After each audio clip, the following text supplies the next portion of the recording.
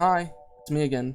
So I have a few thoughts on the new For Honor hero Warmonger, and so does the rest of the community apparently. If you want to see a more raw reaction to this hero, I did a video where I play against them during their reveal event, so go check that out, link will be in the description. Apparently Warmonger's biggest criticism as a hero seems to be that she uses a lot of reused assets. This clip from Fire shows it off pretty well. His channel will also be in the description down below. It really highlights that these aren't just close representations, they're exact copies of these moves.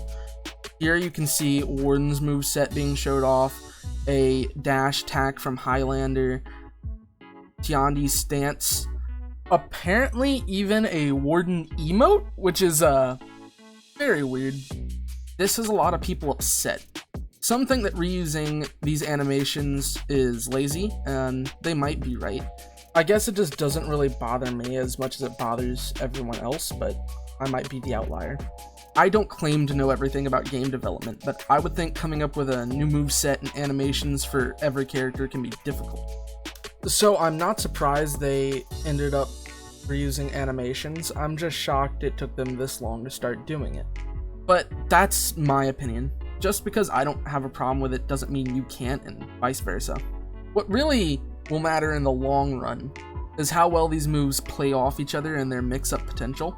Between dashing heavy unblockables, which is feintable by the way, a dashing heavy undodgeable, once again also feintable, with a bash, and you won't believe it, also feintable. Also, in this clip you can see that she has a impaling charge after a parry that is better than Lawbringers. The devs say it themselves, look.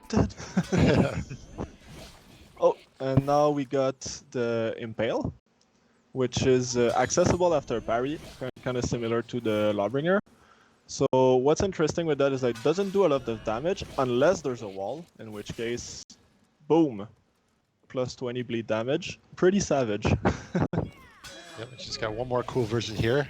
So we know it kind of sucks if with your Lawbringer you parry someone, they fall on the ground, you try to impale, nothing happens. So she has a version in that case, which will always do the wall splat version basically.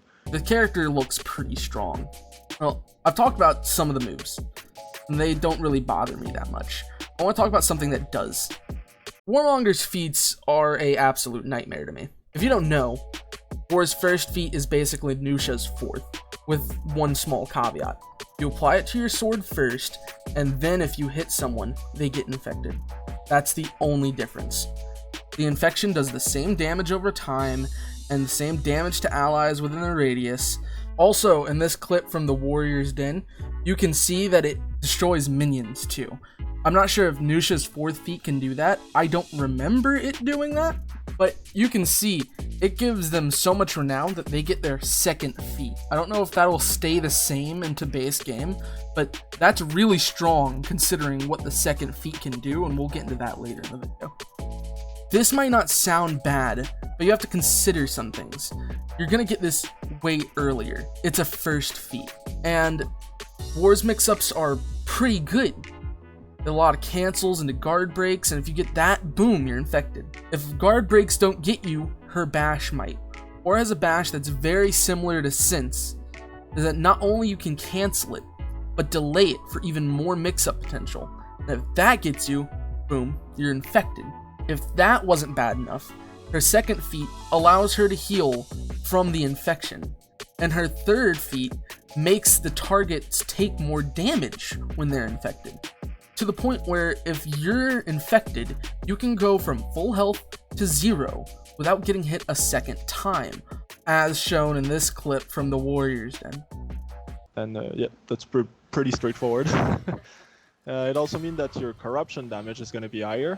So if you compare both left and right having access to the feat, you see that it's doing slightly more damage and will kill the target. I see. Jesus. Oh, but I hear you now. Mr. Red, all you have to do is roll away. If you roll away and play smart, then you won't get infected. And while that might be true, you can't control your teammates. You also can't control new players who don't know what this does. This is a severe anti-ganking tool. And while some people hate ganking, a lot of characters kind of revolve around it. It punishes new players for trying to help teammates. I thought that's what revenge was for. Maybe I'm way off base. Maybe this is going to be the best thing to happen to For Honor, who knows. But to me, it seems like a tool that encourages people to troll their teammates. You can already kind of see it happening in the event that's going on now.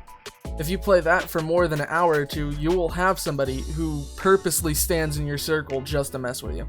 Or they'll jump in just trying to steal your kill, killing you in the process while healing Warmonger, only to lose the fight themselves. It's kind of annoying. And that's with bots. Real players are going to be better than these bots. This is all without to say, War's 4th feat is basically an AoE infection. It can infect multiple people. This causes the feat to do way more damage.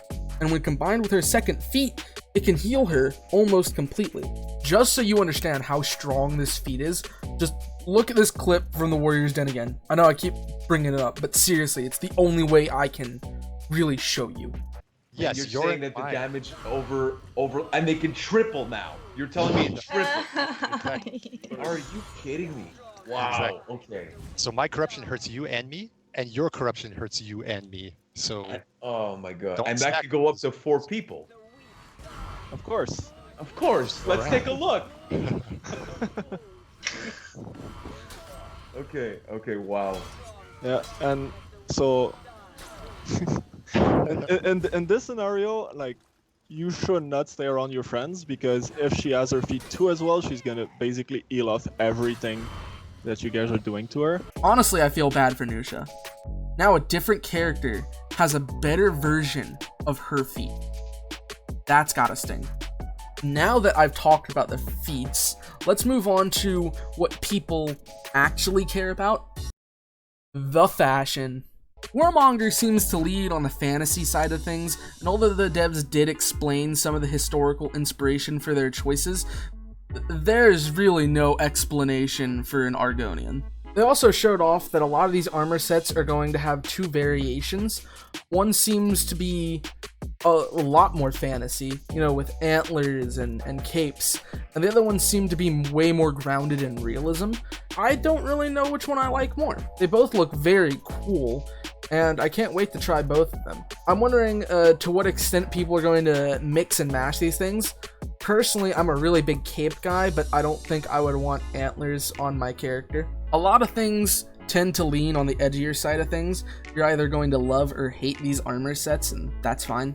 But the real shocker is that she will be getting a Apollyon set, dashing the hopes and dreams of wardens across the land. And it's not just one Apollyon set, it's multiple Apollyon sets. They get more ornate the further you go with them, and I think this is why I'm gonna play this character, honestly. I love being able to play as the big bad guys in video games, or the boss characters having their movesets. That's always like my favorite thing in video games, so I can't wait to get my hands on Warmonger, and especially the Apollyon armor set. A lot of the weapons look amazing, being very ornate in nature. A lot of gold, a lot of symbolism representing her faction, the Horkos. I'm not going to pretend that I understand everything the developers are trying to go for here. Apparently there's something to do with black swans and snakes, and a lot of things about elegance and betrayal. I don't get it. I think a lot of them look cool, except for this sword. This one makes no sense, and I think it would snap in half if you fought with it. Like, how does that even work? How does that effective at all? No sword looks like this. But we can't have even one section of this new hero without controversy. Some people are upset that War is gender locked. That's right, War only comes in female. Down with the patriarchy. You either hate this, or you don't care. It honestly feels like a non-issue, but I do get where people are coming from.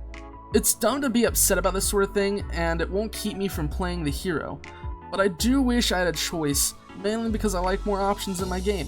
So with the drop of Warmonger, we're gonna get an event similar to the last few the game has gotten. It's gonna have an event pass, some new weapons, although they might set off your trypophobia. I don't think they look bad, just not really my style. The whole rotting thing kind of freaks me out. I like my weapons to be more pristine and ornate. That's just me. But it is more things for us to unlock in the long run, so it can't be bad.